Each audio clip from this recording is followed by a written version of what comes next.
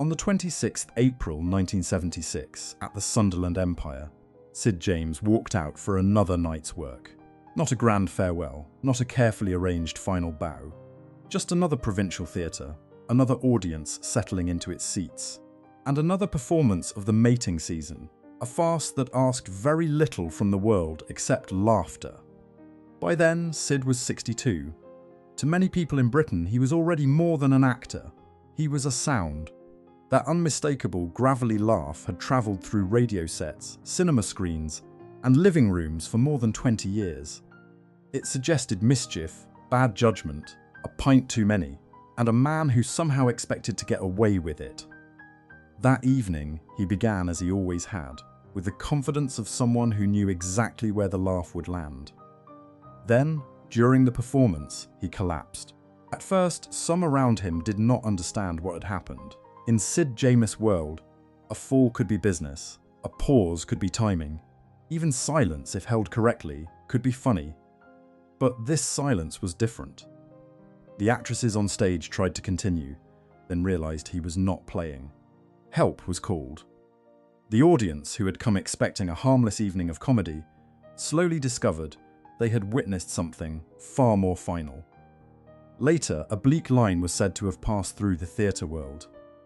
Everybody dies in Sunderland. It was the sort of remark British show business sometimes produced, when grief arrived too quickly for politeness. Yet the line only makes the moment sadder, because Sid James did not simply die on a stage. He died inside the very machinery that had made him beloved.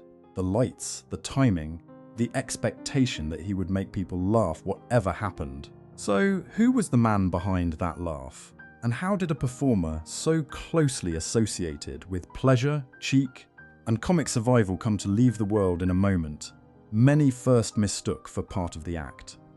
To understand why that final moment felt so strange, one has to understand what Sid James meant to a British audience. He was not polished in the conventional sense. He was not the matinee idol, nor the grand theatrical knight who entered a room as if expecting applause from the wallpaper. Sid arrived with a grin that looked half guilty before the crime had even been committed. By the mid-1950s, British comedy was changing shape. Radio was still powerful, television was moving into more homes, and the country was learning to laugh in its own front room. Sid fitted that world perfectly. He sounded like someone you might overhear in a pub, just beside the fruit machine, explaining a plan that would certainly fail but might be worth hearing anyway. His laugh became his signature. It was rough, suggestive, and oddly comforting. It did not belong to drawing rooms or dinner jackets. It belonged to smoky clubs, seaside holidays, shared lodgings, and the kind of Britain where a man could be both hopeless and somehow charming. There was always a hint that Sid knew more than he was saying, though often what he knew was not especially useful. In Hancock's half hour, he stood beside Tony Hancock as the worldly counterweight, the man with a scheme, a shrug, and a suspiciously easy answer. Later, in the Carry-On films, he became something even broader, the lovable rogue, the cheerful opportunist, the fellow who might sell you a broken watch and make you laugh while doing it. In Bless This House, he softened into the irritable father figure many viewers recognized from their own sitting rooms. That was his gift. Sid James made bad behavior feel almost domestic. He could be crafty, vain, foolish, and frequently wrong, yet the audience rarely turned against him. They felt they knew him. But that was also the danger. When a performer becomes that familiar, the public begins to mistake the mask for the man. And Sid James wore his mask so well that even pain could hide behind the laugh. Here is one of the small ironies of British comedy. One of its most recognisably British rogues was not British by birth at all. Sid James was born Solomon Joel Cohen in Johannesburg in 1913. Thousands of miles from the seaside piers, smoky studios and suburban sitting rooms that would later seem to belong to him. Before he became Sid, he had lived several lives. He trained and worked as a ladies' hairdresser, which is a useful trade for anyone hoping to understand human vanity. Day after day, he stood behind chairs, looking at faces in mirrors, hearing gossip, complaints, flirtations, and little performances of ordinary life. It is not difficult to imagine him storing it all away. His route into entertainment was not a neat march towards fame. In South Africa, he became involved with amateur theatre, then performed during the war in an entertainment unit. There was discipline in that world, but also improvisation. You learnt how to hold an audience that might be tired, homesick, or not especially in the mood for jokes. That is a hard school, and perhaps a good one. In 1946, after the war, he came to Britain. He was not arriving as a ready-made star. He was a man in his 30s, with experience, ambition, and an accent that did not quite fit the comic types already waiting for him.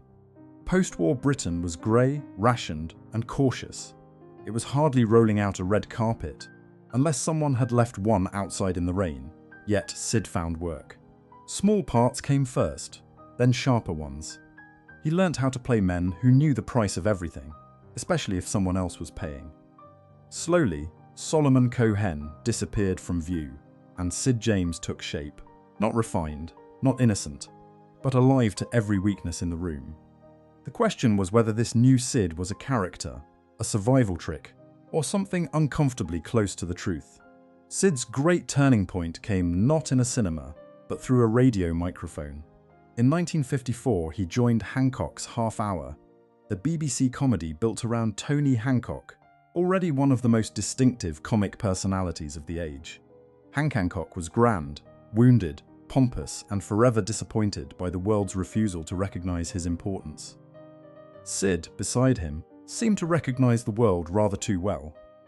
The writers, Ray Galton and Alan Simpson, gave Sid a role that suited him beautifully. He was the petty criminal, the fixer, the man with a scheme in his pocket and a moral compass that had clearly been bought secondhand. He could con Hancock, flatter him, betray him, and still seem like the only sensible person in the room.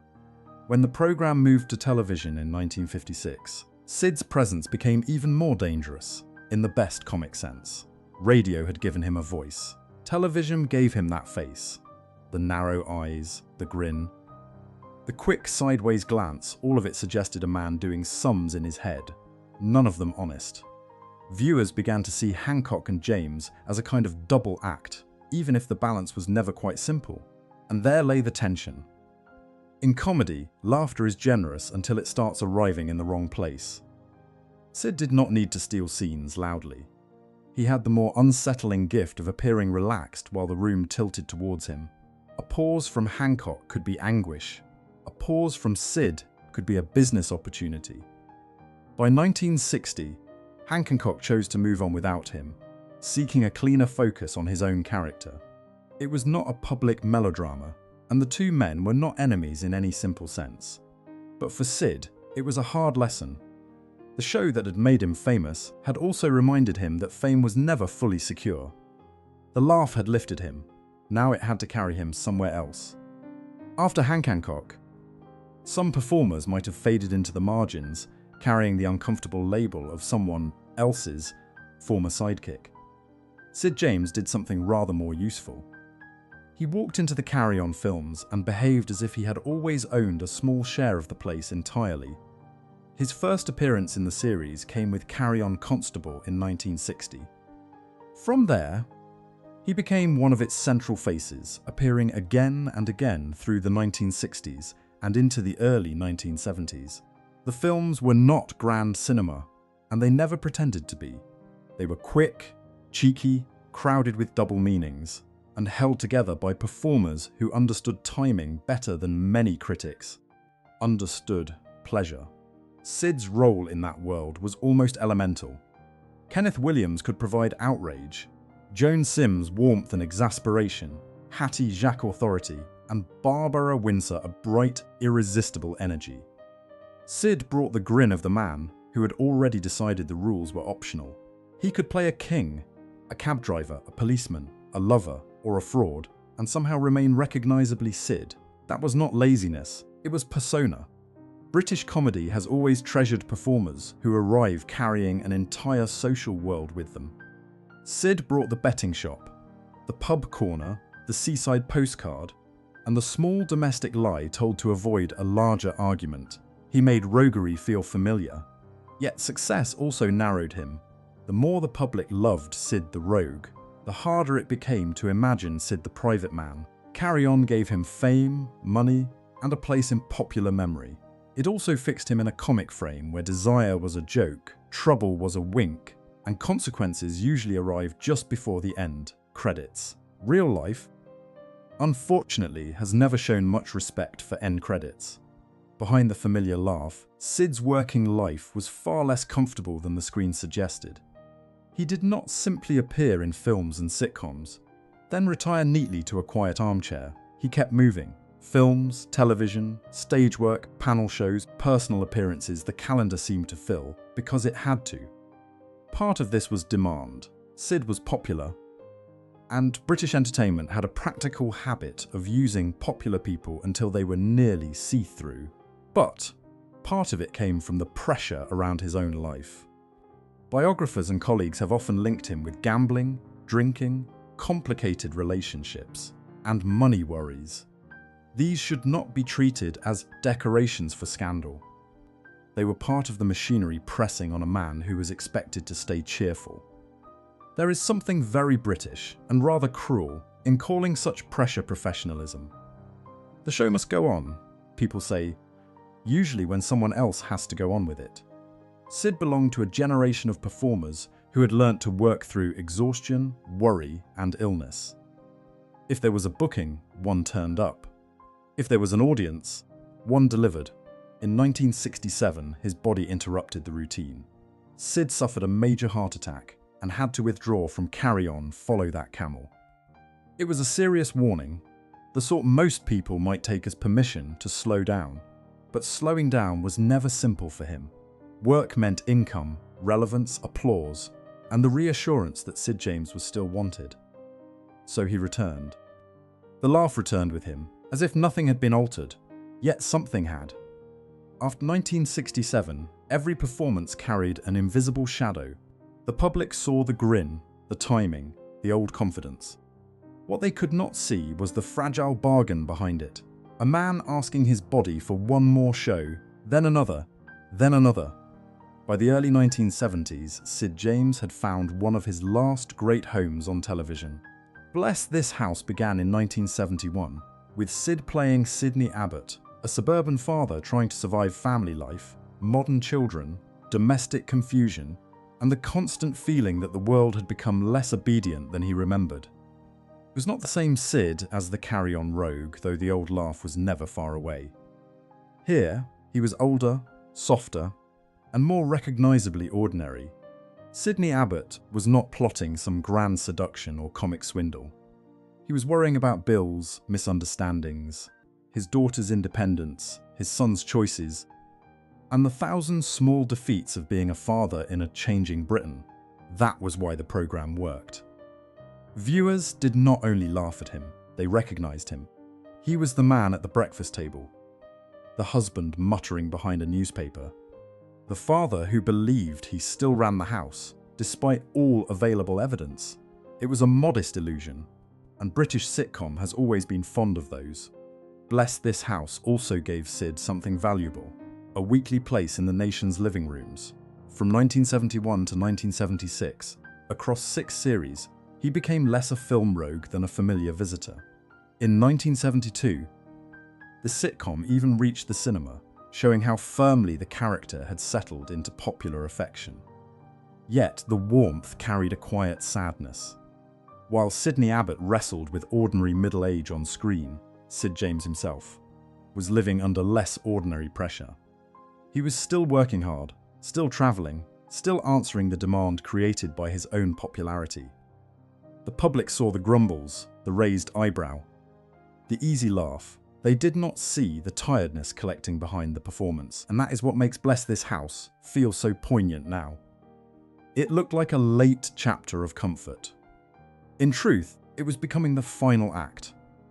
When we returned to Sunderland Empire on the 26th April 1976, the scene no longer feels like a strange accident at the end of a comic life. It feels like the last page of a story that had been moving towards the stage for years. Sid James had built his career by turning pressure into timing, anxiety into cheek, and human weakness into laughter. That does not mean his life should be reduced to the way it ended. There is a temptation with famous deaths to let the final moment swallow everything before it. Sid deserves better than that. He was not merely the man who collapsed in front of an audience. He was the performer who helped carry British comedy from radio into television, from black and white sitting rooms into crowded cinemas, and from wartime entertainment into the cheerful disorder of post-war popular culture. He was never a saint, and it would be dishonest to polish him into one. His private life was complicated. His habits could be damaging. His judgment, like many of his characters, sometimes arrived late and looking faintly embarrassed. But comedy has rarely belonged to perfect people. It has more often belonged to those who understand imperfection because they have lived too close to it. Sid James gave Britain a particular kind of laugh. Rough, worldly, mischievous, and oddly reassuring. It carried the smell of old theatres, tobacco-stained studios, seaside postcards, and living rooms where families watched together, because there were only a few channels and no one had yet invented scrolling. More than half a century later, that laugh still identifies him before any caption can. If you remember another British comedy face from that golden era, feel free to leave their name in the comments and let their story be heard again. For Sid James, perhaps the fairest tribute is simple. He made people laugh, and he kept doing it long after the sensible moment to stop. That was his gift. It was also his cost.